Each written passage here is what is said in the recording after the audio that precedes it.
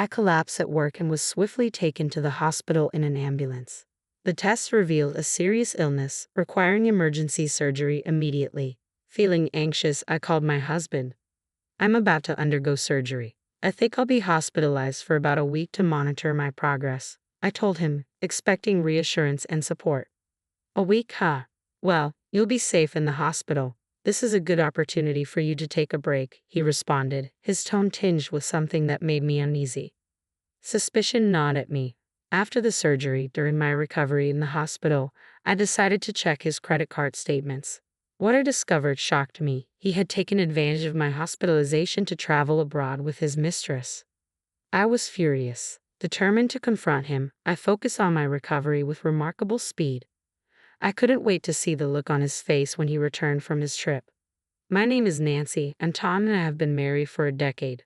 Lately, our relationship had grown indifferent, as if we were merely coexisting. With no children, we both worked hard, and money was never a concern. I had believed we would peacefully retire together.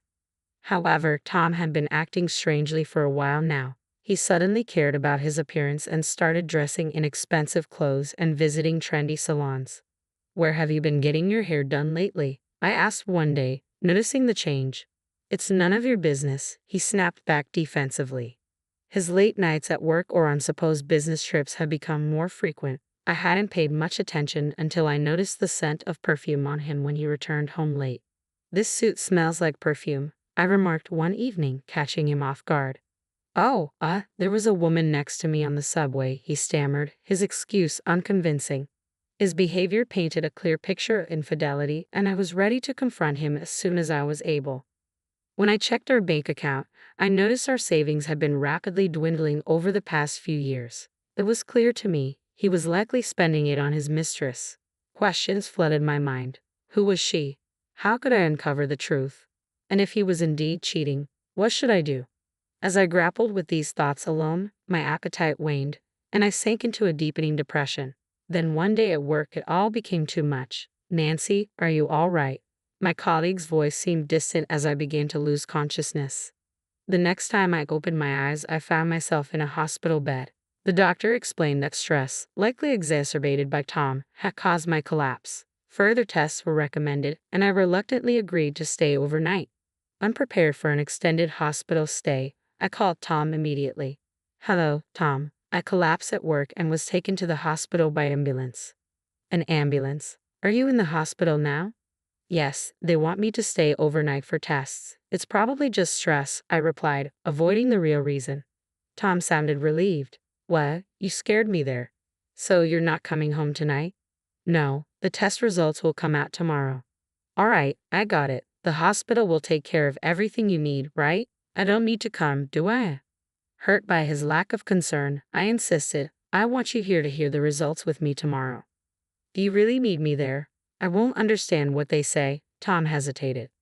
I don't want to hear the results alone, I exclaimed firmly. Reluctantly, Tom agreed to accompany me to the hospital the next day. When we heard the test results together, it was like a blow to the gut. The tests show signs of a stroke. We need to perform surgery immediately, the doctor informed us gravely. When I glanced at Tom beside me, he appeared just as shocked by the news. After a moment's contemplation, he turned to the doctor with a question. So, that means she can't come home today, right? That's correct. We'd like her to stay in the hospital today, and we'll schedule the surgery for either tomorrow or the day after, the doctor replied calmly. As for discharge, it will depend on her recovery post-surgery, but likely around a week. A week, I see. Okay, Tom nodded, absorbing the information. Leaving the consultation room with a heavy atmosphere hanging between us, Tom muttered, I'll make a quick phone call, and walked off. I overheard him speaking to someone in hushed tones. She won't be around for a week. This might be our chance, he said before returning to me. As he hastily prepared to leave, I tried to stop him. Wait, hold on.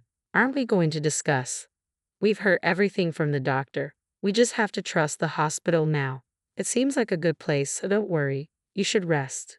Good luck with the surgery, he interrupted with forced cheerfulness, then swiftly departed. I called after him about the surgery time, but he didn't respond. From then on, Tom never showed up at the hospital. Despite a successful surgery, days went by without a word from him. Calls to our house phone went unanswered, and his cell phone remained out of reach. The memory of that phone call now filled me with a sinking feeling. I logged into Tom's online credit card statement, and what I found was staggering.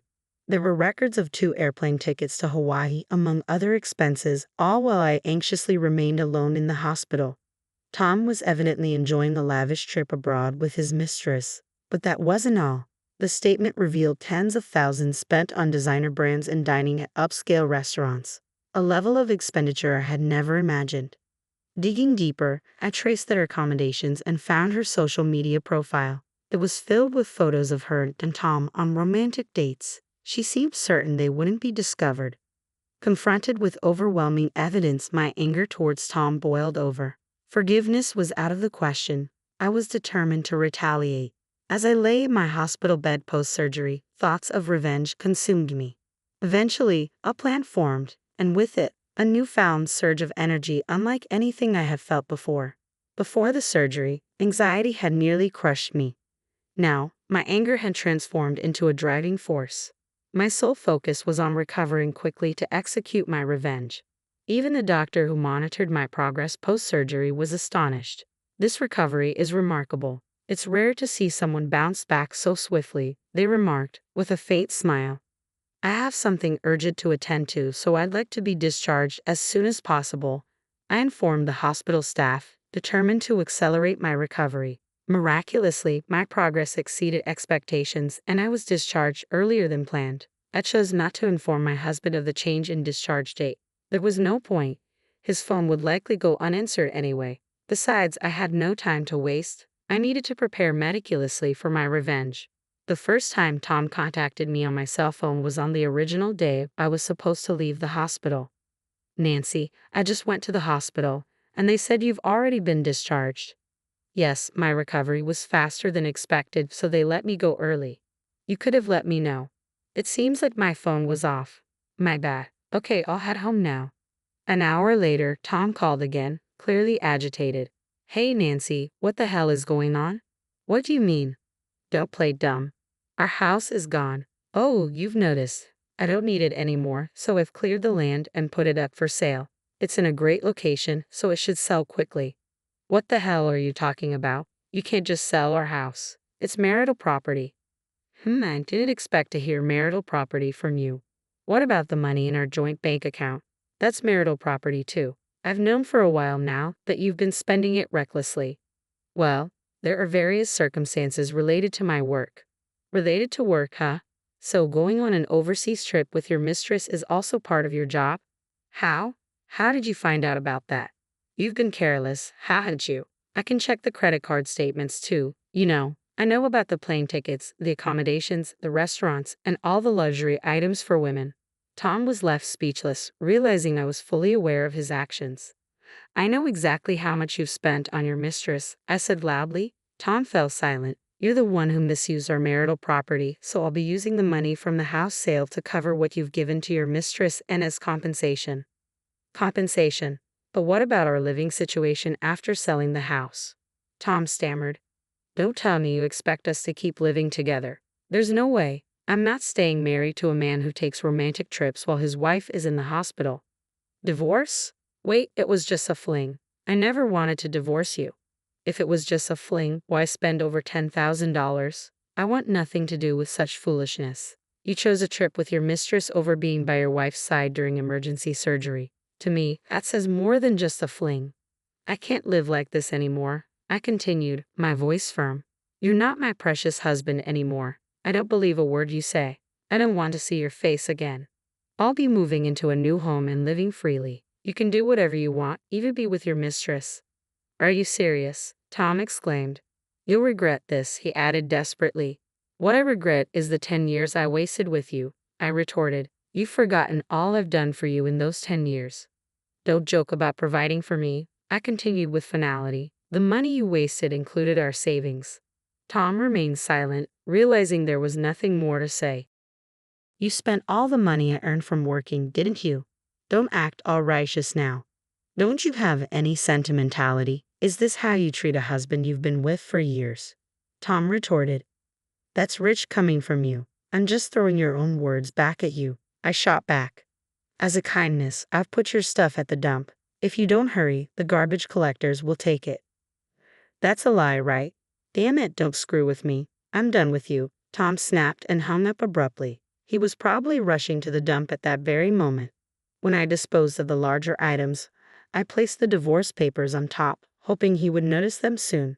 After everything I had said, surely he would agree to our divorce. I was preparing to start anew, hoping never to hear from him again. But within a month, Tom called me again. What now? I have nothing more to discuss with you, I said, attempting to hang up. However, Tom's voice came through, shouting urgently. Wait, don't hang up. We haven't filed for divorce yet. I'm still your husband. Please listen to me. His unexpected plea left me with no choice but to hear him out. What do you mean we haven't filed for divorce yet? I asked, perplexed. After our conversation, I decided to live with her a bit longer. I wanted to observe before rushing into a divorce and remarriage. It felt like the right decision. Besides, she spends money like water and even talks about marriage. I listened silently, unsure how to respond to this sudden change in Tom's stance. I want to be a homemaker, but even with a ton of savings, it won't be enough if I marry her. I knew that even before you two started living together. I'm surprised you didn't notice her spending habits after showering her with gifts, I replied, incredulous. Tom, sounding oddly impressed, said, I see, Nancy. You're solid. From what you just said, I'm certain you're the only one who can be my wife. Excuse me, I couldn't believe what I was hearing. Nancy, let's start over. You've been sick. It must be scary to be alone, right? Was this guy an idiot?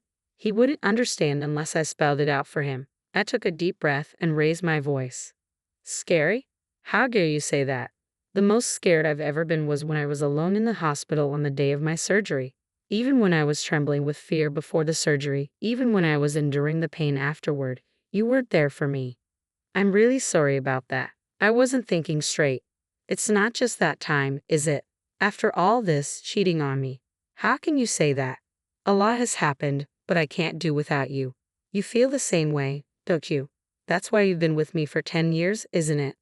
Stop talking nonsense. I'm certain that I can't continue with you after what happened, I said firmly. I can't even imagine spending my life with someone I can't trust. So you don't want to give it another try? No, not at all. What about my feelings? My affection for you disappeared a long time ago. I still had feelings for you as a family member and thought we could spend the rest of our lives appreciating each other. But you trampled on those feelings. Tom fell silent. I left him with these final words. But I do have one thing to thank you for.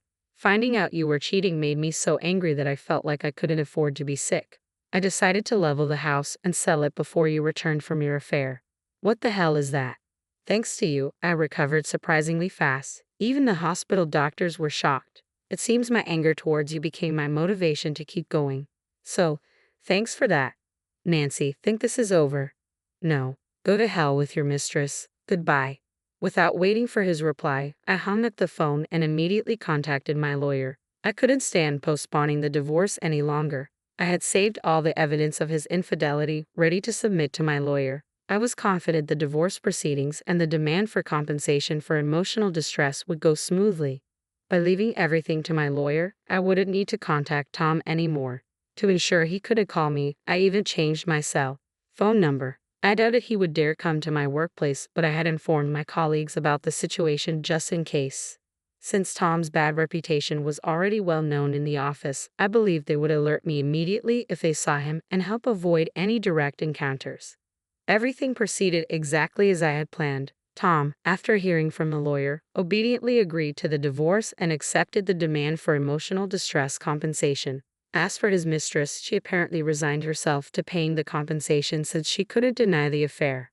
It seems she was ready to remarry Tom once our divorce was finalized, insisting on paying her part of the compensation from Tom's savings, treating it as if it belonged to both of them. At this rate, his savings would be drained in no time. He and his mistress seemed set to continue their irresponsible relationship, and I could see that Tom was headed for a tough time. Yeah, I had no sympathy for him. He brought this on himself by cheating with a money-grabbing woman. On the other hand, I managed to rent an apartment of the same size as before using the money from selling our house and the compensation from the divorce. The fruitless 10 years I spent with Tom wouldn't come back, but now I could live my life without being controlled by him. If I ever remarried, it would be with someone who values trust. I made up my mind to follow that principle.